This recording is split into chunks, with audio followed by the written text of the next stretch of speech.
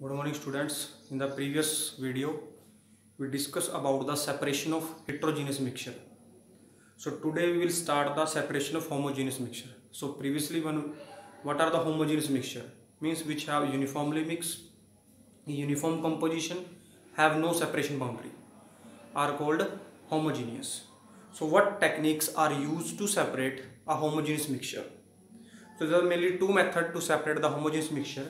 The two methods are distillation and the fractional distillation.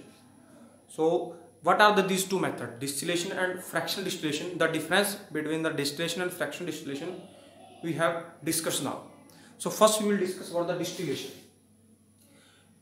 For which type of homogeneous mixture the distillation process is used? So if a mixture contain more than two substances or more than two components which are mixed uniformly, so if these two substances or these two components have a temperature difference of more than 25 Kelvin, means ऐसे mixture जिसमें दो जो component है उनके बीच का जो temperature difference है अगर वो मोर देन 25 केल्विन है या मोर देन 25 डिग्री है तो उनके लिए हम यूज करेंगे डिस्टिलेशन प्रोसेस। क्लियर? अगर किन्हीं भी दो जो कंपोनेंट हैं या जो सब्सटेंस हैं जिनको मिक्स करके कोई भी होमोजेनियस मिक्सचर बनाया है, अगर उनका temperature difference less than 25 kelvin बोल दो या लेस देन 25 डिग्री है, उनके लिए यूज करेंगे फ्रैक्शनल डिस्टिलेशन। क्लियर? अब हम पहले डिस्टिलेशन प्रोसेस को पढ़ते हैं क्या है। क्लियर? यहां पे कॉनिकल फ्लास्क होगी, ये आपके कॉनिकल फ्लास्क है जिसको हम डिस्टिलेशन फ्लास्क भी कहते हैं। क्लियर? उसके बाद यहां पे स्टैंड के ऊपर इसको रखा हुआ है, इसके अंदर हमने मिक्सचर ले लिया किसका, एसीटोन एंड वाटर। अब जो एसीटोन का जो बॉइलिंग पॉइंट है, बॉइलिंग पॉइंट है जो एसीटोन का वो होता है 56। क्लियर? 56 डिग्री। क्लियर? और जो वाटर है उसका होता है 100 डिग्री सेल्सियस। तो जब हम इन दोनों का टेम्परेचर डिफरेंस देखते हैं, किसका, बॉइलिंग पॉइंट टेम्परेचर डिफरेंस, कि जो एसीटोन है वो बॉयल होगा 56 डिग्री पे और जो वाटर होगा 100 डिग्री पे, तो इनका जो टेम्परेचर डिफरेंस है that is more than 25 degree या 25 डिग्री या केल्विन। तो ऐसे मिक्सचर जिनके कंपोनेंट का बॉइलिंग पॉइंट टेम्परेचर डिफरेंस कितना है, मोर देन 25 है, उसके लिए हम यूज करेंगे डिस्टिलेशन। अब हमने किया क्या, इसके अंदर हमने मिक्सचर ले लिया किसका, mixture of acetone and water. Clear? Acetone का बॉइलिंग पॉइंट है 56, वाटर का 100। क्लियर? उसके बाद ये एक डिलीवरी ट्यूब है, इस डिलीवरी ट्यूब के ऊपर यहां पे लगा हुआ कंडेंसर। क्लियर? अब ये कंडेंसर में क्या करेंगे, यहां से हम कूल वाटर डालेंगे और ये कूल वाटर यहां से आपको मिलेगा हॉट वाटर। इसके फंक्शन में आपको बताऊंगा क्या होगा। तो सबसे पहले हमने यहां से इसको हीट करना शुरू कर दिया, हम इसको हीट करते गए, जब यहां से टेम्परेचर 56 डिग्री हो गया तब आपका जो एसीटोन है उसने इवेपोरेट करना शुरू कर दिया। तो इवेपोरेट हो गया, ऊपर की तरफ फ्लो होना शुरू हो गया, तो वो इस डिलीवरी ट्यूब की हेल्प से इस तरफ आना शुरू हो गया। तो जब ये इस कंडेंसर में गया, कंडेंसर में था बेटा कूल वाटर। क्लियर? जो आपका एसीटोन था वो बन गए थे वेपर। तो जैसे इस कंडेंसर में आया, इस कंडेंसर ने उन वेपर को कंडेंस कर दिया। कंडेंस मींस दोबारा से लिक्विड फॉर्म में चेंज कर दिया। क्लियर? और यहां से हम डाल रहे हैं कूल वाटर और यहां से निकल रहा है हॉट वाटर। क्यों? कि जो ये वेपर थे एसीटोन के, यहां पे इन्होंने यहां पे जो आपका एसीटोन था वो वेपर बन गए हैं। वेपर बनने के बाद जब उस कंडेंसर में आएंगे, जो कंडेंसर में आपका कूल वाटर होगा, क्लियर, वो जो कूल वाटर है उस वेपर को दोबारा से लिक्विड में चेंज कर देगा और यहां से आपका सारा का सारा एसीटोन यहां पे इकट्ठा हो जाएगा। क्लियर? अब वाटर था जो उसका टेम्परेचर कितना था, बॉइलिंग पॉइंट टेम्परेचर 100 डिग्री था, तो वाटर आपका सारा इस कंटेनर में रह जाएगा और एसीटोन यहां पे आ जाएगा। क्लियर? अब याद रखना है कि ऐसे लिक्विड, ऐसे मिसिबल लिक्विड जिनका बॉइलिंग टेम्परेचर डिफरेंस 25 से ज्यादा है, उसके लिए हम यूज करेंगे डिस्टिलेशन प्रोसेस। अब बात आती है फ्रैक्शन डिस्टिलेशन और डिस्टिलेशन में क्या फर्क है। बाकी सारा कुछ सेम होगा, सिर्फ यहाँ पे ये होगा, इसको कहते हैं फ्रैक्शनल कॉलम। क्लियर? अब फ्रैक्शनल कॉलम है क्या, ये सिर्फ एक ग्लास की ट्यूब है इन विच ग्लास बीड्स मींस छोटे छोटे कांच के टुकड़े डाले हुए हैं। इसका रोल भी मैं आपको बताऊंगा क्या है। क्लियर? अब हम क्या करते हैं, हमने यहाँ पे दो मिक्सचर ले लिए इसके अंदर, क्लियर। एक ले लिया अल्कोहल, एक ले लिया एसीटोन, क्लियर। अल्कोहल और एसीटोन ले लिया। जो एसीटोन है उसका होता है 56 डिग्री सेल्सियस और अल्कोहल का होता है 78 डिग्री सेल्सियस। मींस जो एसीटोन 56 पे बॉयल होता है और अल्कोहल होते हैं 78 पे। तो यहाँ पे जो टेम्परेचर डिफरेंस है वो लेस देन 25 डिग्री या 25 केल्विन। तो इसके लिए हमने यूज किया फ्रैक्शनल डिस्टिलेशन। दोनों में सिर्फ फर्क यहाँ पे है फ्रैक्शन कॉलम। अब ये फ्रैक्शन कॉलम का क्या काम है, प्रोसेस वही होगा, यहाँ से लिक्विड इवेपोरेट होगा, यहाँ पे जाएगा, ये आपका कंडेंसर है। कंडेंसर क्या करेगा, वेपर को फिर से किसमें चेंज कर देगा, लिक्विड में चेंज कर देगा, और ये यहाँ पे इकट्ठे हो जाएगा। अब ये फ्रैक्शन कॉलम क्या काम करता है, इस फ्रैक्शन कॉलम में बेटा जो ये ग्लास बीड्स होते हैं जिसका बॉइलिंग पॉइंट, अब क्या होता है कि जब हम दोनों को हीट करते हैं यहां से, तो both the liquid start boiling and reach to this column. Means alcohol भी पहुंच गया, एसीटोन भी पहुंच गया, किसके अंदर, फ्रैक्शनल कॉलम के अंदर। लेकिन जो हाई बॉइलिंग पॉइंट लिक्विड है, जब वो इस ग्लास बीड से कोइंसाइड करेगा तो उसकी एनर्जी इस ग्लास बीड को ट्रांसफर हो जाएगी, और जो हाई बॉइलिंग लिक्विड है वो फिर से आपका कंडेंस हो जाएगा, और कंडेंस होके फिर से लिक्विड फॉर्म में आ जाएगा और comes again into this distillation flask और राउंड बॉटल फ्लास्क। लेकिन जिस लिक्विड का बॉइलिंग पॉइंट क्या है, कम है, वो इन ग्लास बीड से एस्केप होके यहां से होता हुआ यहां पे कंडेंस होने के बाद यहां पे इकट्ठा हो जाएगा। तो ये था आपका, यहाँ पे सारा एसीटोन आ जाएगा और यहाँ पे आ जाएगी अल्कोहल, क्लियर। तो ये दो मेथड थे, एक था फ्रैक्शनल डिस्टिलेशन, एक था डिस्टिलेशन। फ्रैक्शनल डिस्टिलेशन में फ्रैक्शनल कॉलम होगा। फ्रैक्शनल कॉलम का काम है to condense high boiling point liquid, कि जो यहाँ पे ग्लास बीड हैं वो आपके हाई बॉइलिंग लिक्विड को कंडेंस कर देंगे, वो लिक्विड दोबारा से ही आपका इस कंटेनर में कलेक्ट हो जाएगा, क्लियर। और जो लो बॉइलिंग पॉइंट लिक्विड है वो आपका यहाँ से इवेपोरेट होने के बाद, यहाँ से बॉयल होने के बाद इन ग्लास बीड से होता हुआ इसके थ्रू आते दूसरे कंटेनर में इकट्ठा हो जाएगा। तो पॉइंट याद रखना है, 25 डिग्री का टेम्परेचर डिफरेंस, क्लियर। और ये आपका फ्रैक्शनल कॉलम। तो ये आपके थे how to separate a homogeneous mixture, the two method, fractional distillation and distillation. Next we will discuss about the how to separate various gases from the air.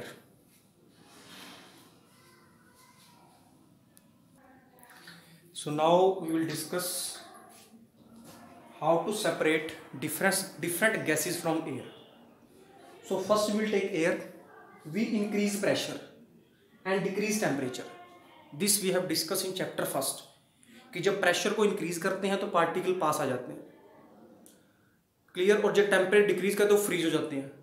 Means जो आपकी air थी that is in gases form, वो आपकी बन जाएगी liquid. Means temperature को decrease करके, pressure को इंक्रीज करके हम एयर को लिक्विफाइड एयर बना देंगे। Means air comes into liquid. और जब बेटा हम टेम्परेचर डिक्रीज करेंगे तो आपकी जो कार्बन डाइऑक्साइड है वो फ्रीज हो जाएगी, वो बन जाएगी ड्राई आइस। मीन्स इस प्रोसेस के दौरान आपकी जो कार्बन डाइऑक्साइड गैस है और वाटर वेपर है वो तो निकल गए। क्यों? जब हमने टेम्परेचर को डिक्रीज किया और प्रेशर को इंक्रीज किया, carbon dioxide comes out in the form of dry ice and water vapour also. So अब आपके पास है liquefied air. Liquefier means air in the form of liquid. तो फिर हम उसकी करवाएंगे फ्रैक्शनल डिस्टिलेशन। अब आपसे पूछा जाए कि which method is use to separate different gases from air, so the method is fractional distillation. वही पहले वाला प्रोसेस, क्लियर। अब जो फ्रैक्शनल डिस्टिलेशन करवाएंगे तो at the different temperature, different boiling temperature, you will get different gases, clear. अब यहां पे देखो 196, 186, 183। तो अगर आपसे पूछा जाए कि सबसे लीस्ट वैल्यू कौन सी है, आप कहोगे 183। बेटा दिस इज ऑफ नेगेटिव, ये आपका माइनस का है। तो माइनस में जितना छोटा वो उतना ही बड़ा होता है। तो सबसे पहले आपको मिलेगी नाइट्रोजन गैस, कितने के ऊपर, माइनस के 196 डिग्री के ऊपर। उसके बाद आपको आर्गन मिलेगी दैट इज एट 186 डिग्री। उसके बाद आपको मिलेगी oxygen that this is at minus के 183 डिग्री सेल्सियस। मींस ये सबसे लीस्ट बॉइलिंग है पॉइंट है इसका, और इसका सबसे मैक्सिमम बॉइलिंग पॉइंट है। सबसे बाद में आपको ऑक्सीजन मिलेगी और सबसे पहले आपको नाइट्रोजन। मींस सबसे पहले नाइट्रोजन सेपरेट होगी, फिर आर्गन सेपरेट होगी और फिर आपकी सेपरेट होगी oxygen. So this is the simplest method to understand और simplest way to explain how to separate different gases from air. This is of your 3 marks question. Simply by making flow chart, you have to explain. Here you only write 2 or 3 points. First, pressure increase, temperature decrease. Carbon dioxide and water vapor removed. Then you will get a liquefied air. Then this liquefied air undergo the fractional distillation. So at the end of fractional distillation, you will get nitrogen, argon, and oxygen depending upon their boiling point. Clear? The boiling point of nitrogen is 196 of negative. अब ये देखने में सबसे बड़ा है लेकिन ये सबसे छोटा है, क्यों? क्योंकि ये माइनस का। तो सबसे पहले कौन निकलेगी? Nitrogen, then argon, then oxygen. तो this is the method used to separate different gases from air. Next we will discuss about the chromatography which is used to separate the different colour components और different dyes from colours और used to detect the presence of alcohol in the blood, clear, or drug in the blood. Next we will discuss.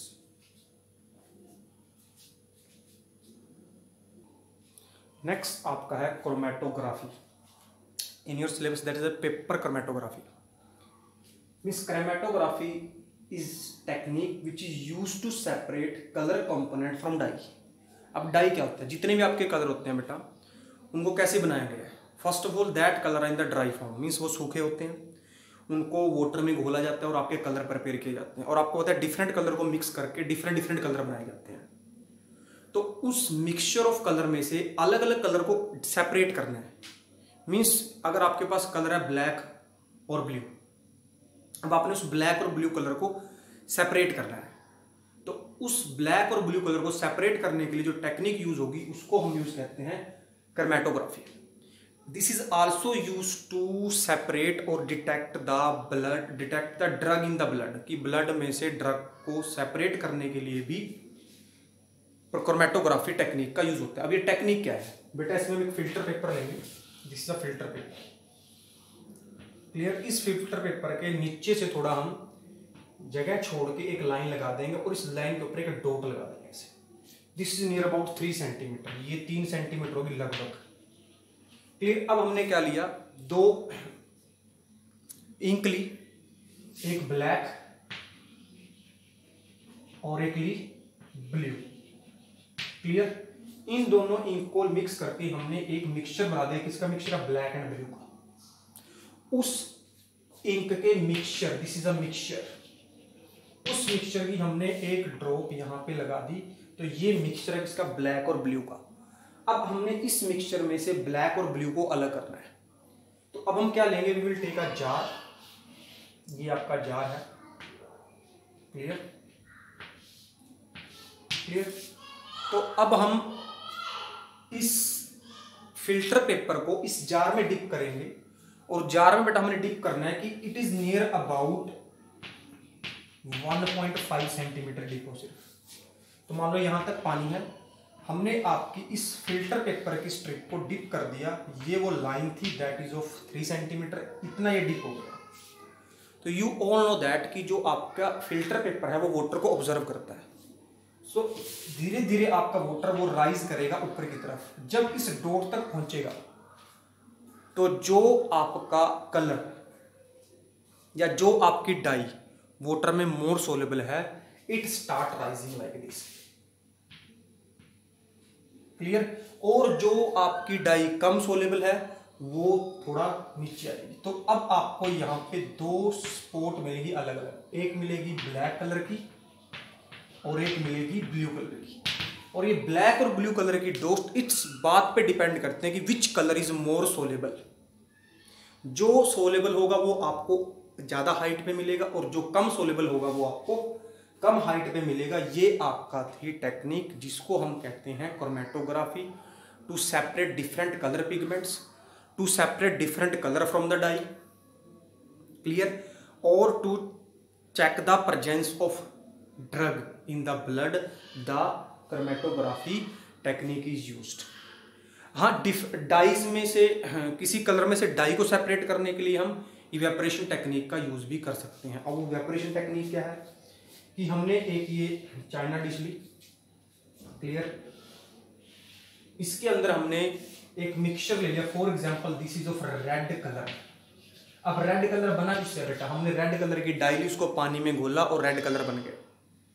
After that we start heating that mixture, तो जो water है वो आपका evaporate होना शुरू हो जाएगा, क्लियर, इसलिए इसको हम कहते हैं इवेपोरेशन, क्लियर। और जब सारा वाटर इवेपोरेट हो जाएगा तो at the end you will get a residue, means कुछ रेसिड्यू बचेगा पीछे, which is of red colour. अब ये रेसिड्यू क्या है, वो रेसिड्यू आपका है डाई।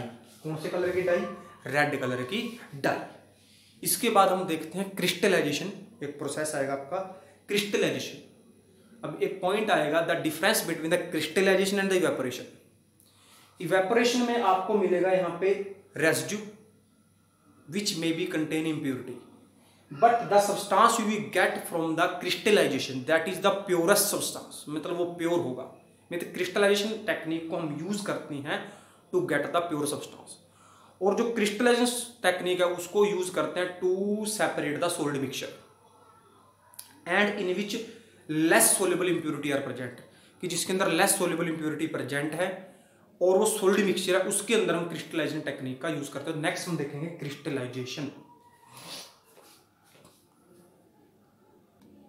नेक्स्ट हम देखेंगे क्रिस्टलाइजेशन। अब सबसे पहले क्रिस्टलाइजेशन टेक्निक का यूज कहां पे होता है, the crystallization technique is use to separate a solid mixture from a mixture in which impurities are less soluble. Means solid mixture में से सोलिड हमने निकालना है जिसके अंदर आपकी जो इम्प्योरिटीज हैं वो लेस सोल्युबल है।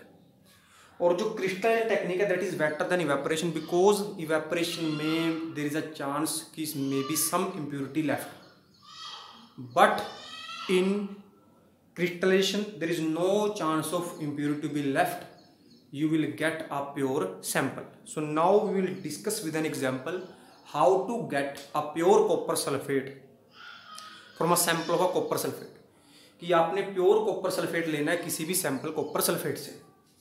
तो सबसे पहले हमने लिया copper sulphate that is CuSO4, clear, ये आपका होता है सॉलिड फॉर्म में, clear. This is mix with water, इसका मिक्स कर दिया water and it will become a solution, ये आपका बन गया एक solution, clear. Now will take this solution in a china dish.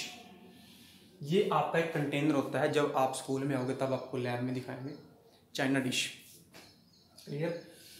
Actual में इट इज मेड ऑफ चीनी मिट्टी का बना होता है, clear, in the form of a bowl, clear. So will take a china dish, clear, and this china dish is placed in a container in which sand is there, clear. अब ये sand का काम ये है कि हम China dish की direct heating नहीं कर रहे हैं, हम उसकी सैंड के थ्रू हीटिंग है, इसको हम सैंड बाथ कहते हैं। क्या कहते हैं इसको हम, sand bath. Now will take this mixture, इसका कॉपर सल्फेट एंड वाटर का। उसके बाद इस कंटेनर को हम नीचे से हीट करना शुरू करेंगे। अब इस सैंड बाथ का क्या काम है कि पहले अगर हम बिना इसके हीट करते बेटा आपका ये पोर्शन ज्यादा हीट होता है compare to this and this portion, but when any mixture is heated through the sand bath the heat is uniformly transfer to the every part. हर एक पार्ट के ऊपर हीट को बराबर ट्रांसफर किया जाता है with the help of sand bath. तो इससे क्या होगा, जब यहाँ पे हीट होगी तो देन वाटर स्टार्ट इवेपोरेटिंग। हम इसको तब तक इवेपोरेट करेंगे जब तक इस मिक्सचर की जो वॉल्यूम है वो नियर अबाउट हाफ ना रह जाए। मगर ये मान लो अगर ये 10 ml था तो इसको तब तक हीट करेंगे जब तक ये 5 ml ना रह जाए। जब ये 5 ml हो जाएगा तब हम क्या करेंगे, इसको रिमूव करेंगे। We will take a beaker, in this beaker there is a cool water. कौन सा वाटर होगा, कूल वाटर। इस कूल वाटर के ऊपर इस चाइना डिश को रख दिया जाएगा ताकि आपका मिक्सचर इमीडिएटली कूल हो जाए। जब आपका ये मिक्सचर इमीडिएटली कूल होगा then you will get the crystal of copper sulphate which is free from impurities. जो किससे फ्री होंगे, इम्प्योरिटी से फ्री होंगे। जो सी वाटर से जो हम NaCl लेते हैं, सोडियम क्लोराइड लेते हैं, that is also with the help of crystallization, ताकि हमें प्योर क्रिस्टल मिले किसके, सोल्ट के। तो this technique is known as crystallization. And आपका एक NCERT के अंदर पॉइंट होगा, why is crystallization better than evaporation, कि क्रिस्टलाइजेशन आपकी इवेपोरेशन से बेटर क्यों है। कि यहाँ पे पॉइंट लिखे हैं, I will discuss it with you. Some solid में डिकम्पोज और सम सब्सटेंस लाइक शुगर में gate charge during the direct heating. इसके अंदर डायरेक्ट हीटिंग नहीं हुई, इसके अंदर कैसी हीटिंग हुई है, सैंड बाथ के थ्रू। लेकिन इवेपोरेशन में क्या होता है, डायरेक्ट हीटिंग होती है, तो कुछ सब्सटेंस वहां डिकम्पोज हो जाते हैं। Some impurity may still be present in the solution after the filtration and they make the solid impure. कुछ इम्प्योरिटी फिर भी रह जाती हैं। डायरेक्ट हीटिंग और evaporation does not give us crystal, कि जो डायरेक्ट हीटिंग और इवेपोरेशन हमें क्रिस्टल नहीं देती, only solid residue in the dish. सिर्फ हमारे पास क्या रहता है, सॉलिड रेजिड्यू रह जाता है। जैसे हमने देखा था इसके केस में, जब हमने डाई निकाली थी, रेड कलर की डाई निकाली थी एक रेड कलर से, वहां पे आपके पास सॉलिड रेजिड्यू था। लेकिन इसमें क्या मिलता है, क्रिस्टल। इवेपोरेशन देती है सॉलिड रेजिड्यू, क्रिस्टलाइजेशन देती है आपको क्रिस्टल, और जो क्रिस्टल है बेटा that is the purest form. तो ये आपका डिफरेंस था इवेपोरेशन में और क्रिस्टलाइजेशन में। अब आपका लास्ट टॉपिक है physical change and chemical change. What are physical change, what are chemical change. Physical change बेटा वो है जो टेम्परेरी होते हैं, मतलब थोड़े टाइम के लिए।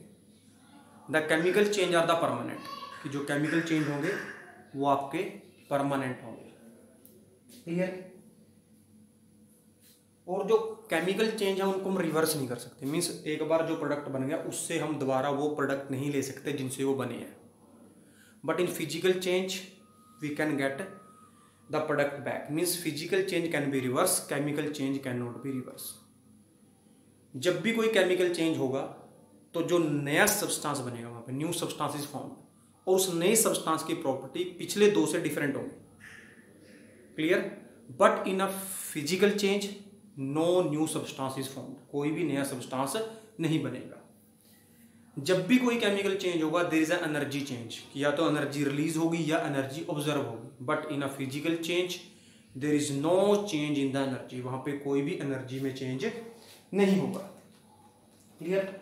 उसके बाद आपका एक और भी है यहाँ पे, identity of the substance do not change. Physical change में सब्सटेंस की आइडेंटिटी चेंज नहीं होती, लेकिन केमिकल चेंज में सब्सटेंस की आइडेंटिटी चेंज हो जाती है। मीन्स जो नया सब्सटेंस बनेगा वो जिन दो सब्सटेंस से मिलके बना है वो आपका टोटली डिफरेंट होगा। अब सबसे पहले हम यहाँ पे एग्जाम्पल लेते हैं केमिकल और फिजिकल चेंज के।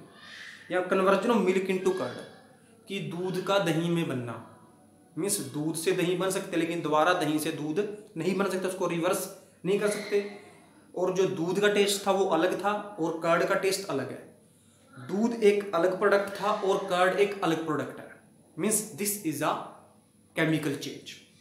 Next, burning of magnesium ribbon. अब बेटा आपको एक पॉइंट बता देता हूं यहाँ पे, जब भी आपको बर्निंग वर्ड दिखाई देगा, जब भी किसी चीज को जलाएंगे वो आपका केमिकल चेंज आपने लिखना है। Burning of paper, burning of would, जब भी ये लिखा जाएगा तो आपने उसको केमिकल चेंज ही लिखना है।